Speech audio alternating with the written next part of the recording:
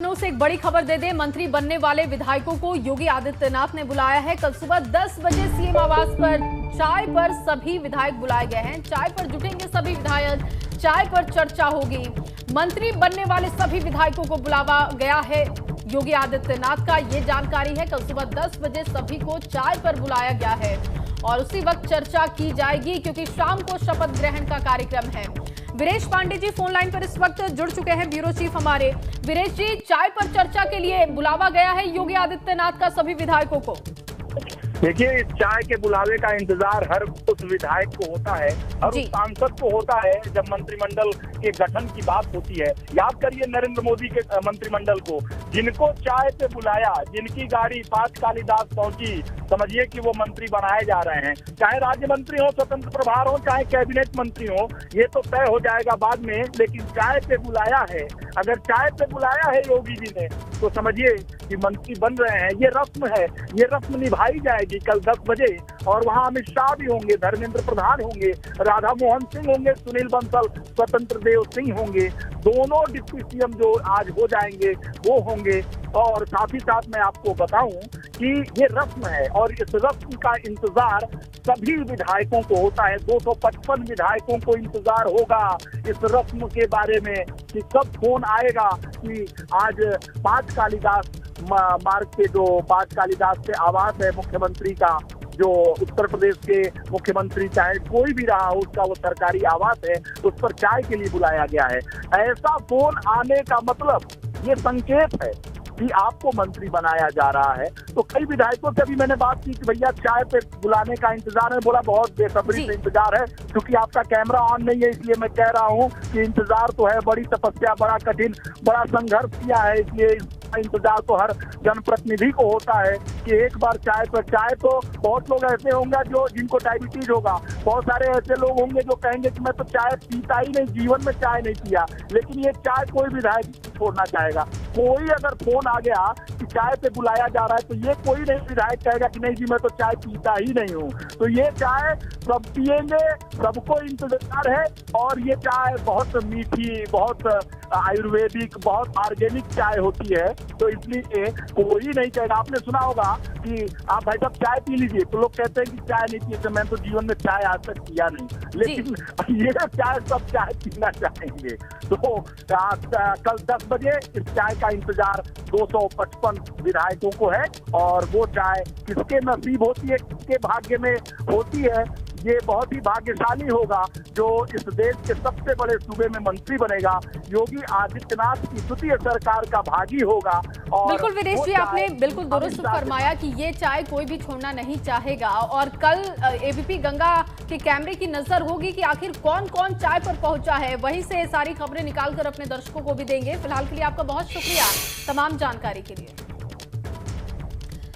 अब ये बड़ी खबर है और इस पर विस्तार से तफसील से जानकारी वीरेश पांडे जी दे रहे थे। उन्होंने कहा कि बेसब्री से इंतजार होगा, भले ही बाहर से अभी तक कैमरे के सामने तमाम विधायक बसते हुए दिखाई दे रहे हो, कह रहे हो जो अलकमान से या फिर जो जिम्मेदारी दी जाएगी उसको निभाएंगे, लेकिन अंदर से भीतर से सभी को इंतजार होगा कि सुबह की शुरुआत उनकी चाय की चुस्कियों के साथ हो और फिर क्या बात हो जब सीएम आवास पर वो चाय पिए। और इसीलिए वीरेश पांडे जी भी ये कह रहे थे कि सभी को इंतजार लगातार है।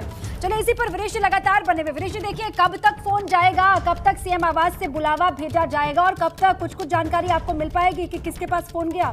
वीरेश जी, सही सवाल आपने पूछा कि ये फोन कब जाएगा। 4 बजे विधानमंडल दल की बैठक होगी, लगभग 3-4 घंटे तक ये बैठक चल सकती है। बैठक के बाद से राज्यपाल के बाद सरकार बनाने का दावा पेश करने जो मुख्यमंत्री योगी आदित्यनाथ हैं वो जाएंगे। उसके बाद से ये चाय पे बुलावा वाली जो बात है वो शुरू हो जाएगी, क्योंकि लिस्ट बन गई है, मंथन चल रहा है। पिछले जब से बहुमत में आई है भारतीय जनता पार्टी, 10 मार्च से ही भारतीय जनता पार्टी ने काम शुरू कर दिया है। और ये चाय किनको किनको पिलाई जाएगी, इस पे बहुत मंथन, गहन मंथन, विचार विमर्श हुआ। दिल्ली में भी कल 2 बजे तक मीटिंग चली। आपको जानकारी दे दूं, दर्शकों को जानकारी दे दूं, जेपी नड्डा के आवास पर कल आज रात जो है 2 बजे तक बैठक चली है, जिसमें अमित शाह थे, जेपी नड्डा थे, योगी आदित्यनाथ थे, BL संतोष थे और ये धर्मेंद्र प्रधान थे। तो ये सारे लोग वहां मौजूद थे। तो मैं आपको बताऊं उसमें स्वतंत्र देव सिंह जी मौजूद नहीं थे जी। लेकिन ये विचार विमर्श 2 बजे तक चला है। कुछ देर के लिए अमित शाह जी उस बैठक से बाहर चले गए थे, लेकिन वो बैठक जेपी नड्डा, स्वतंत्र योगी आदित्यनाथ, BL संतोष और धर्मेंद्र प्रधान के बीच चलती रही। 2 बजे तक ये बैठक खत्म हुई। तो किनको चाय पे बुलाना है, ये चाय के लिए ही तो बैठक चल रही थी और ये बैठक लगातार चल रही है, विचार विमर्श हो रहा है। तो आपको मैं बताऊं कि अभी भी विचार विमर्श का दौर खत्म नहीं हुआ है। जी, लेकिन वीरेश जी आपका अनुभव क्या कहता है, क्योंकि पुराने चेहरों को रिपीट किया जाएगा, ये खबर हमने अपने दर्शकों को दी है। अब आपका अनुभव क्या कहता है, कल 10 बजे चाय पर कौन कौन पुराने चेहरे हमें दिखाई दे सकते हैं? देखिए, अगर आपने कहा तो मेरा अनुभव क्या कहता है, मेरा अनुभव रिपोर्टर भी है साथी अनुभव शुक्ला, और उसमें हमने दोनों अपने अनुभव से ये कह सकते हैं कि ये जो बनेगा उसमें नाम होगा सुरेश खन्ना का, उसमें नाम होगा श्रीकांत शर्मा का, उसमें नाम होगा ब्रजेश पाठक का, उसमें नाम होगा जितिन प्रसाद का, उसमें नाम होगा नंद गोपाल गुप्ता नंदी का, उसमें नाम होगा सिद्धार्थ नाथ सिंह का, उसमें नाम होगा रमापति शास्त्री का, उसमें नाम होगा केशव मौर्य का, उसमें नाम होगा दिनेश शर्मा का। तो ये सारे बड़े बड़े चेहरे हैं, बड़े बड़े नाम हैं जिनके नाम मैंने बताया। तो ये मेरा अनुभव है और अनुभव शुक्ला का अनुभव है। तो ये सारे अनुभवों से अभी निकल रहा है, लेकिन सबसे सारे अनुभवों को कहीं धक्का न बता दें नरेंद्र मोदी अमित शाह की जो जोड़ी है।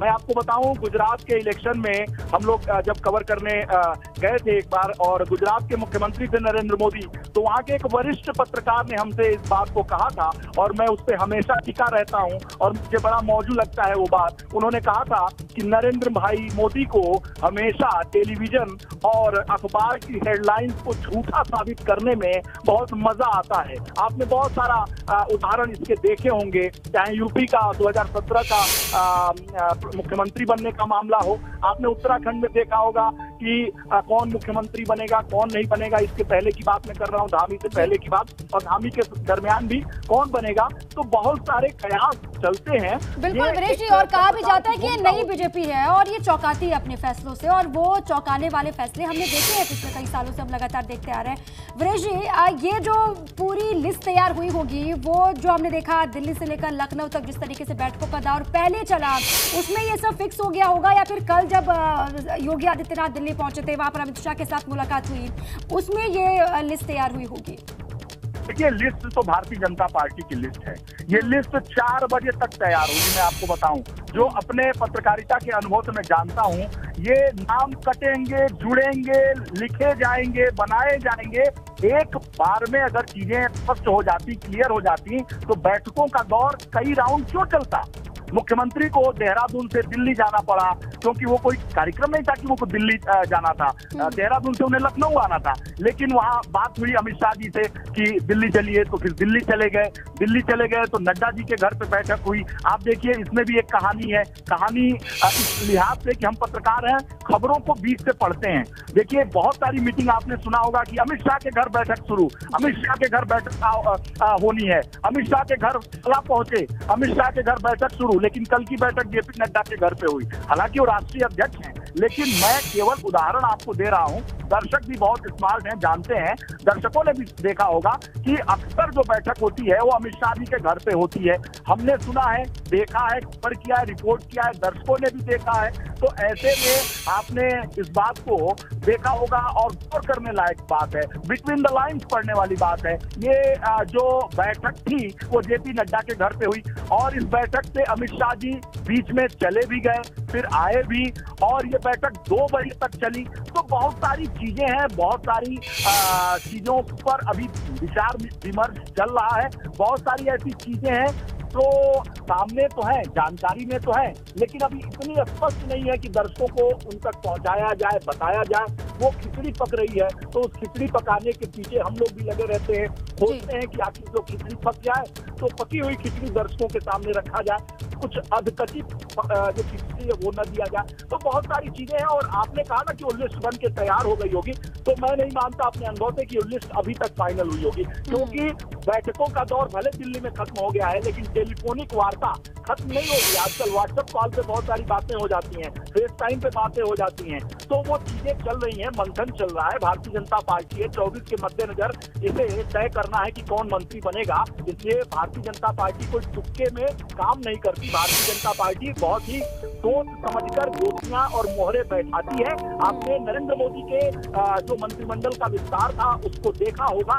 2022 के मद्देनजर जितने केंद्र में मंत्री बनाए गए, आप सोचिए मोदी मंत्रिमंडल का विस्तार उत्तर प्रदेश के 2022 के मद्देनजर किया गया, जिसमें बहुत सारे ऐसे मंत्री उत्तर प्रदेश में शामिल किए गए जो जातीय समीकरण, क्षेत्रीय समीकरण और सामाजिक समीकरण पर खरे उतरते हैं। और आज उन्हीं के बदौलत, उन्हीं संतुलन के बदौलत भारतीय जनता पार्टी ने इन तमाम विपरीत हवाओं के बावजूद भी 255 हासिल कर लिया। तो भारतीय जनता पार्टी की जो सरकार है ये दिल मांगे मोर, और इतने से ये कमजोर नहीं होती, मतलब इसका मन शांत नहीं होता है। तो ये 24 के फिराक में है, और जो मंत्री बनेगा वो क्षेत्रीय, सामाजिक और जातीय समीकरणों पर ऐसा साधेगा जो 2024 में सभी दूसरी विपक्षी पार्टियों को चारों खानों चित्त कर दे। और भारतीय जनता पार्टी का लक्ष्य है 80 में से 75 कम से कम पाना 24 में। इसलिए ये जो बिल्कुल विनेश जी, जो कुछ भी ये तस्वीरें सामने आ रही हैं या फिर जो भी नाम लगातार सामने आ रहे हैं, वो जाहिर सी बात है कि 2024 को ध्यान में रख करके ही सामने आ रहे हैं। और हाईकमान का पूरा फोकस है 2024 पर,